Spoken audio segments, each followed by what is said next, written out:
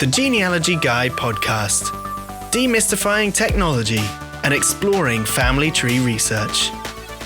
Please remember to subscribe and share the podcast with family and friends.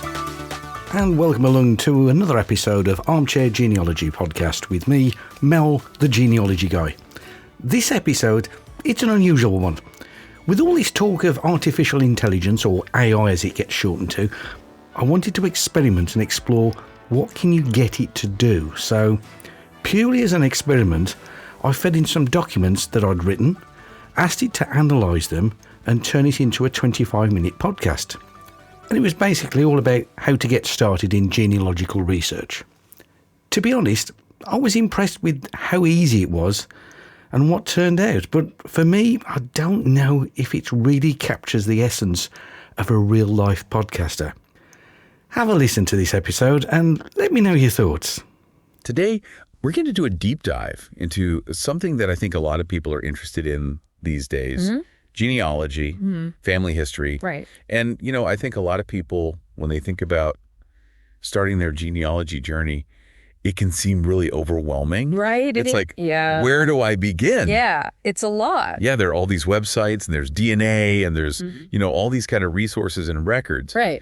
So we thought maybe we could kind of break this down into some more easy steps. Yeah, and kind of take the tech out of it, because I think one thing that people think is that it's very tech heavy, and it really doesn't have to be at all. No, absolutely not. It really is just about curiosity. Curiosity. And really kind of diving into the past. And connecting with family. And kind of uncovering these really interesting stories that maybe have been lost. Right. Or forgot. Well, and everybody has a story. I mean, I think that's something that people don't realize, is that you don't have to come from royalty to have an amazing story. Right. So it's true. Yeah.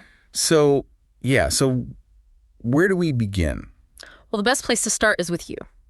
Okay. So before you start digging into, going way back in time, you want to write down everything you know about yourself. Okay. Like your full name, your birth date, your birthplace, any, kind of like major life events. So this is sort of like establishing our home base before we set out on our... Yeah, like your headquarters. Yeah, our headquarters. Your research headquarters. Yes, exactly. And you never know what can be a clue. I mean, even something like your middle name. Right. What if it turns out that was, a great aunt or something that you never knew about that you were named after? Yeah, just that one detail could send you down a whole new research path. Mm-hmm. So, okay, so we've established our home base. Yeah. Now, where do we go from there? Where do we start gathering those family stories? Well, your best resource is really just your family. I mean, think about those older relatives that you have, like your parents or your grandparents, aunts, uncles. They're a wealth of information. I totally agree. And I remember when I first started my genealogy journey, one of the most valuable things I did was just sit down with my grandfather. Yeah. And he had all these amazing stories that I had never heard. Right. He grew up during the Depression, and so he had all these stories about, how his family coped with that. And it was amazing. And it's amazing what you uncover just by asking questions. And those stories contain details that you wouldn't find in any record. I mean, you'll find, things like, we always had Friday night dinners, or we always went to this place on vacation. I mean, those kinds of details. Or won't find that in a record. Right. Or, the story behind how your parents met. Exactly. Or, how they decided to have children, or whatever it might be. Right. So it's almost like having a personal history book. Exactly. Come to life. Right.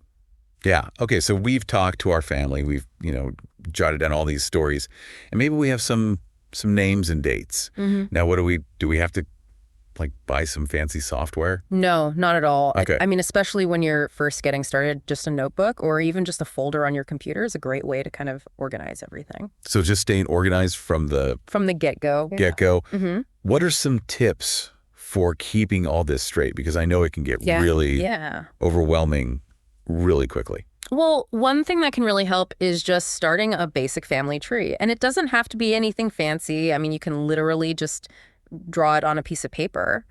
But start with yourself and then add your parents and your grandparents as far back as you can go. Yeah, I remember when I first started mine and it was on paper And it was so exciting to like see those connections. Yeah. Visually. Well, he makes it more real. It makes it more real. And then as you start putting those names in, you're like, oh, well, when was my great-grandmother born? Exactly. And where did they come from? Yeah, and that's when the detective work begins. Okay, so now we're talking about like digging into those essential genealogical records. Exactly, yeah. Things like census records, birth, marriage, and death certificates. Okay. Those kinds of things. So those are really important. They are, because they're like little time capsules. Yes. You know, they give you these glimpses into your ancestors' lives. That's a great way to put it. Yeah.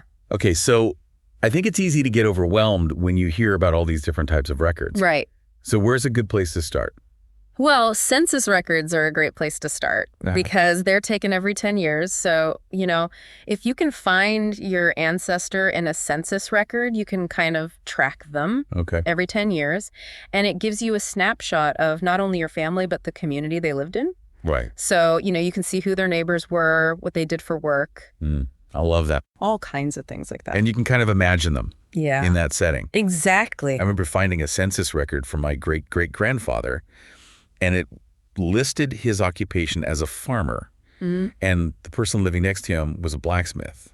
And I just thought, that's so interesting. Like, I wonder if their families knew each other. Yeah. And like if their kids played together. And it really just brought it to life. It does. And that's really the beauty of genealogy, is that it's not just names and dates on a page. It's about real people. Yeah, absolutely. Who lived and loved and had their own stories. Right. Okay, so we've got census records. What other kind of records should we be? Well, birth, marriage, and death certificates are crucial too. Okay. Because those confirm, you know, the events, those key life events, and give you exact dates, and they often reveal family relationships that you might not have known about. Right. So those kind of fill in the gaps. They do. In our family tree.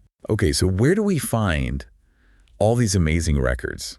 I imagine this involves lots of time spent in dusty libraries. Well, you can go to libraries and archives. Okay. But the good news is that a lot of these records are now available online. Oh, that's fantastic. Yeah. So it's a lot easier than it used to be. So, you know, I've heard of websites like familysearch and Ancestry.com are those good places to start. They're fantastic resources. Okay. Family Search is a free website, and it's run by the Church of Jesus Christ of Latter-day Saints. Okay. But even if your ancestors weren't Mormon, you might find information about them there because they have a massive collection of records. Okay, so it's not just for people who are... It's for everyone. Latter-day Saints. Exactly. Okay. And then Ancestry.com is a subscription-based website, but they do offer a free trial. Okay. And they have even more records and tools and things like that. Okay, so it sounds like there's an option for every budget and you know, level of computer savvy or whatever. Yeah. Okay, so what are some tips for navigating these websites? Because I imagine they can be pretty overwhelming.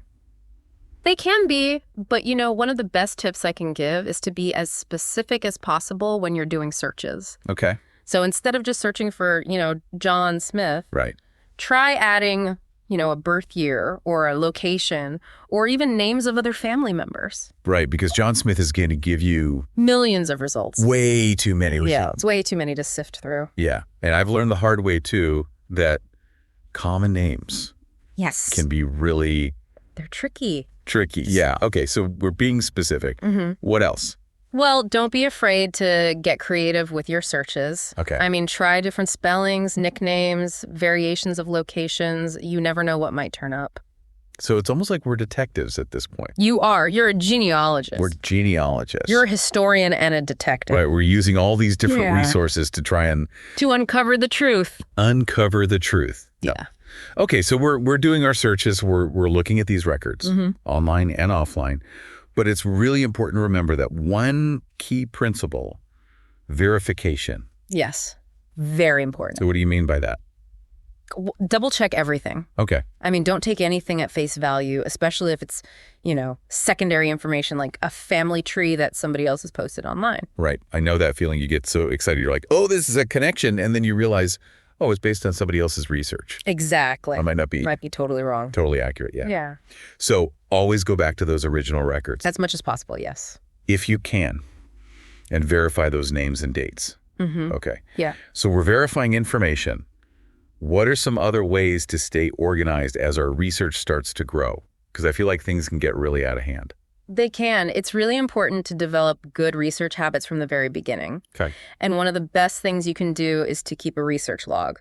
Okay, what is a research log? Well, it's just a notebook or a digital document where you keep track of everything you do. Okay. So every time you search a website, every time you visit a library, even when you talk to a relative, Oh, okay. jot down the date, the source of what you found, any questions that came up. So it's like a detective's notebook. Exactly. Keeping all the clues. All the clues organized, yeah. Yep. Okay. And that will save you so much time and effort Right. in the long run. Right. Because you're not going back and thinking, did I already look at this? Or Exactly. Okay. Yeah. So we're starting to build our family tree. We're digging into those essential records. We're keeping a research log. Mm-hmm. Is there anything else that we should kind of keep in mind as we go on this journey? Well, one of the most important things is to be patient, Okay. because genealogy is not a sprint, it's a marathon. Right. You're not going to uncover your entire family history overnight. So just enjoy the process. Enjoy the process. Yeah. And those little discoveries along the way. Yeah, because sometimes you'll be searching and searching and searching, and then you'll find one document, Right. and it will just, blow your mind. Yeah. And suddenly like everything. It'll change everything you thought you knew. Yeah. Yeah. Yeah. It's really amazing. And it happens a lot more often when you stay organized and you keep good records and you don't give up. Right. So we're starting with ourselves, gathering those family stories, Yeah. diving into essential records and keeping everything organized. Mm-hmm. It's all about building that strong foundation. It is, yeah. And it's okay to start small. You don't have to try to trace every branch of your family at once. Right. Just focus on one line or one ancestor at a time. Okay, that's good advice. Yeah, Because it can be really overwhelming to try to do everything at once. it can be. Yeah. So breaking it down into those sailor steps. ArmchairGenealogy.com for generations of all ages. So, just in case you've dropped in to this podcast halfway through wondering, where's Mel, the genealogy guy? Well, I'm still here. I just wanted to feed AI some getting started documents and have it make a 25-minute podcast and see what it was like. And what you're hearing, well, that's what it turned out. So let me know your thoughts. Okay, so where do we go from here? Well, now that we've kind of covered the basics of getting started, let's delve a little deeper into the detective work I love that. of genealogy. Okay, so we're putting on our detective hats. We are? And we're going to try and solve some family mysteries. Exactly. Oh, I love it. Yeah. So we're ready for some serious detective work. We've got all those essential records, but how do we actually use them to uncover those hidden family stories? Because sometimes it just feels like a bunch of names and dates, Yeah. How do we bring those records to life? I'm ready to put on my detective hat. Okay, great. Let's start with those census records, for instance. They can tell us way more than just the basic facts. Oh, yeah. Like what? Well, you can find out where your ancestors lived, what they did for a living, even who their neighbors were. It's pretty amazing. Wow. So we can really get a sense of their everyday lives. Exactly. You start to see them as real people, not just names on a page. Like, I found a census record once that listed my great-grandmother's job as a milliner. A milliner? What's that? Yeah, I had to look it up too. Turns out she made hats. It totally changed how I pictured her, That's so cool. Yeah. It's amazing how those little details can make such a difference. Absolutely. And sometimes those little details can lead to even bigger discoveries. Imagine finding a census record where your ancestor has a totally different last name than you expected. Whoa. That would be a surprise. What would that even mean? Well, it could point to a marriage you didn't know about, or maybe even an adoption. It could open up a whole new branch of your family tree that you never knew existed. That's incredible. It's like a genealogy mystery waiting to be solved. Exactly, and that's what makes it so exciting. Okay, so we've got census records, but what about those birth, marriage, and death certificates? What can we learn from those? Yeah, those seem like they would be full of important information. They are, especially in more recent times. They can be pretty detailed. You can find out about parents, witnesses, even causes of death. Wow, that's powerful stuff. It really brings the past to life, doesn't it? It does. It's not always happy stuff, of course. Like, I found a death certificate for my great-grandfather and learned he died in a mining accident. It was really sad, but it also made me appreciate my family history even more. I can see that. It makes you realize the sacrifices and hardships they went through. Right, and it connects your family's story to those bigger historical events, which is really fascinating. Like, imagine finding out your ancestor fought in a war or immigrated during a time of huge social change. That would be amazing. Okay, so we're using these records to find stories and build our family trees, But I know genealogy can be tricky. What happens when we hit those brick walls? Those moments where we just can't find any more information? Ah, yes, the dreaded brick walls. They're definitely part of the challenge, but don't worry, there are ways to break through them. Okay, I'm all ears. What are your tips? Well, first of all, don't give up too quickly. Sometimes it just takes a little persistence and a fresh perspective. Maybe try searching for your ancestor with different versions of their name, different spellings, nicknames, that kind of thing. Oh, that's smart. Sometimes those small details can make all the difference. Exactly. And think about broadening your search geographically. Families didn't always stay in one place, especially back in the day, so check records in neighboring counties or even states. So we need to think outside the box, expand our search area, and get creative with our searches. What else can we try? Another good strategy is to look for what are called collateral relatives. Collateral relatives, what are those? Basically, it means people who are related to your direct ancestors, but not in a direct line. Like siblings, aunts, uncles, cousins. Sometimes their records hold clues about your ancestor that you wouldn't find anywhere else. That's so interesting. So we're not just looking at our direct line, we're branching out to the whole extended family. Right. It's like casting a wider net. And don't forget about those local resources. Libraries, historical societies, genealogical societies. They can be gold mines of information. Oh, I bet. I imagine they have unique collections that you wouldn't find anywhere else. Exactly. You might stumble upon local histories, family Bibles, old photos and letters. It can really add a whole new dimension to your research. Okay, so we're broadening our search, getting creative with our terms, and checking out local resources. What else can help us break through those brick walls? You know, sometimes it helps to step back and think about the bigger picture, the historical context of your ancestor's life, what was going on in the world at that time, wars, migrations, economic booms and busts. All of that can play a role. That's so true. I can see how understanding those bigger historical events could shed light on why our ancestors made certain choices, like where they lived or what they did for work. Exactly. It might explain why they moved to a new area or switched occupations or even changed their names. Wow, it's amazing how interconnected everything is. So we're being detectives, historians, geographers, all rolled into one. That's a great way to put it. And the more you dig into your genealogy, the more patterns and connections you start to see, like how certain names or occupations pop up again and again through the generations. Or how certain migration patterns might have influenced where your family ended up settling. Exactly. It's all about connecting those dots and seeing the bigger picture emerge. Okay, so we've talked about brick walls and historical context, but there's another important thing to remember as we go on this genealogy journey. What's that? We need to be careful about the information we find online, especially in those online family trees.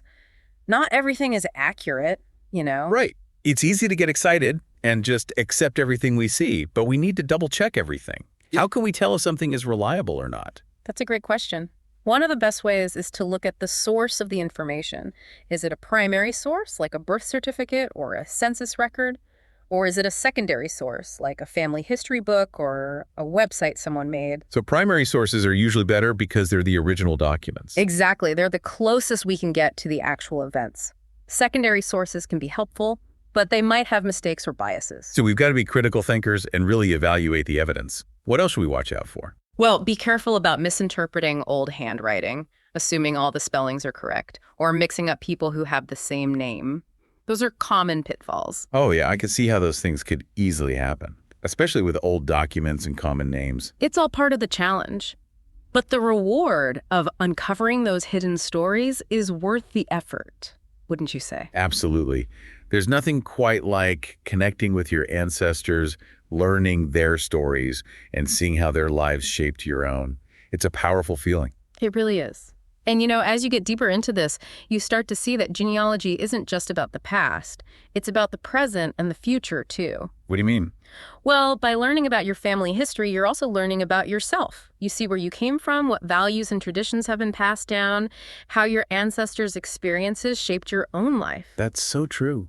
I never really thought about it that way before, but it makes perfect sense. It's like a journey of self-discovery. Exactly. And it can help you connect with others, too.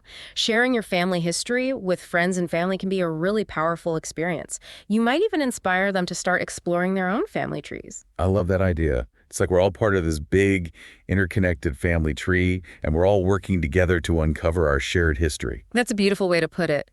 As you connect with others, you realize that genealogy isn't just about facts and figures. It's about stories, traditions, and those human connections that bind us together.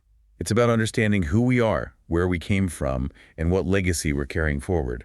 Exactly. It's about honoring the lives of those who came before us and inspiring those who come after us. Connecting the past, embracing the present, and shaping the future. Genealogy is truly a journey of a lifetime. So as we keep going on this fascinating adventure, what are some key things to remember? Well, first and foremost, start with yourself. Gather those family stories and get organized with your findings. Use online and offline resources, verify everything you find, and be patient. Don't be afraid to ask for help. And most importantly, have fun with it. Genealogy is a lifelong pursuit, and it's full of surprises and challenges and rewards. And remember, you're not just tracing your family history, you're tracing your own story. So as you embark on this exciting journey, approach it with curiosity, a sense of adventure, and a willingness to learn. And share your discoveries with us. We'd love to hear about the amazing story you uncover. Because your family history is part of our shared human history, and it's a story that deserves to be told. It's so interesting how much we've been talking about thinking like detectives when it comes to genealogy. Right. It really is a lot like detective work, isn't it? It is. Yeah, you're gathering clues and you're, looking at evidence and following all these leads. And sometimes, those leads lead to unexpected places. Absolutely.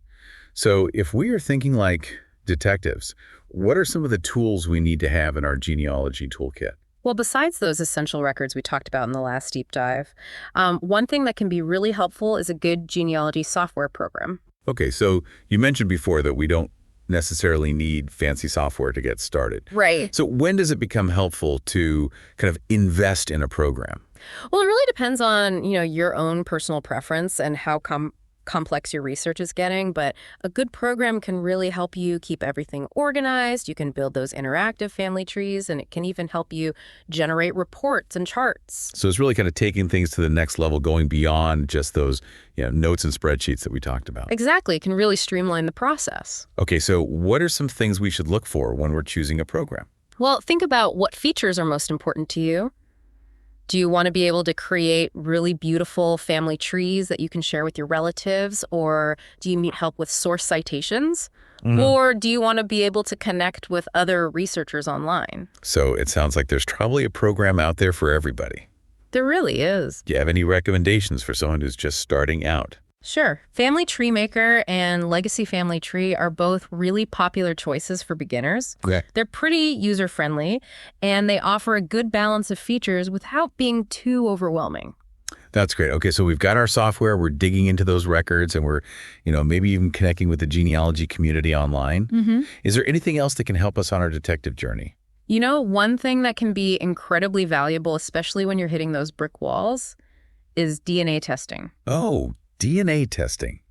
Okay, I've heard a lot about this for genealogy, but I'm not really sure how it works. Can you explain it a little bit? Sure. So there are actually several different types of DNA tests, but the ones that are most commonly used for genealogy are autosomal DNA, Y-DNA, and mtDNA, and each one tells a different story about your ancestry. Okay, so break that down a little bit more for us. Okay, so autosomal DNA is the type of DNA that you inherit from both of your parents, and it gives you a broad overview of your ancestry going back about 5 or 6 generations. So this is how you can identify those cousins and relatives. Exactly. Yeah, and it can also give you an ethnic breakdown, showing you what percentage of your ancestry comes from different parts of the world. That's so cool. Okay, what about Y-DNA and mtDNA? Okay, so Y-DNA is the DNA that's passed down from father to son, and it traces your paternal line going back much further than autosomal DNA. So you can really trace your surname Exactly. back through the generations.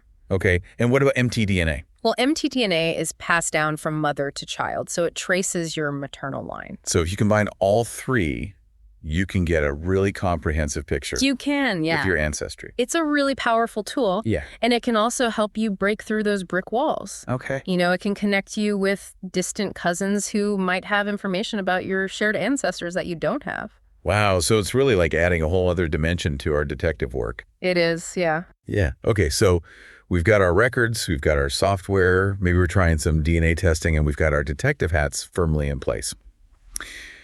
What is the most important thing to remember as we go on this genealogy adventure?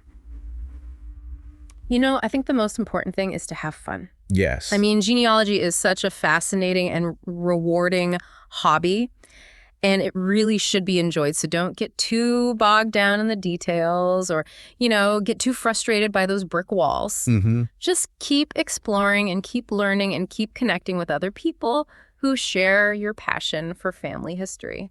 That's wonderful advice. I think it's so easy to get overwhelmed with all the information that's out there. Right. And to feel like you have to do everything perfectly. Yeah. But it's really about the journey, not the destination, Exactly. right? It's about those little discoveries and those surprising connections and, just the joy of uncovering those hidden stories. And who knows, you might even find a family secret or two along the way. Oh, absolutely. You never know what you're going to find when you start digging into your family history. Well, this has been an incredible deep dive into the world of genealogy. We've covered the basics, we've explored some advanced techniques, and hopefully inspired you to start your own journey of discovery. Right. Remember, every family has a story, and every story deserves to be told. So go out there, explore your family history, and let those hidden stories come to life. Yeah. Happy researching, everybody. That's it for this deep dive into genealogy. Thanks for listening. Well, there you go. A complete AI episode, except for me at the start, the middle and the end. So yes, AI can make a podcast that's technically good, but a human makes one worth listening to, don't you think? After all, you can't download charm and you can't program genuine curiosity, because those come bundled with people. Well, for the moment they do.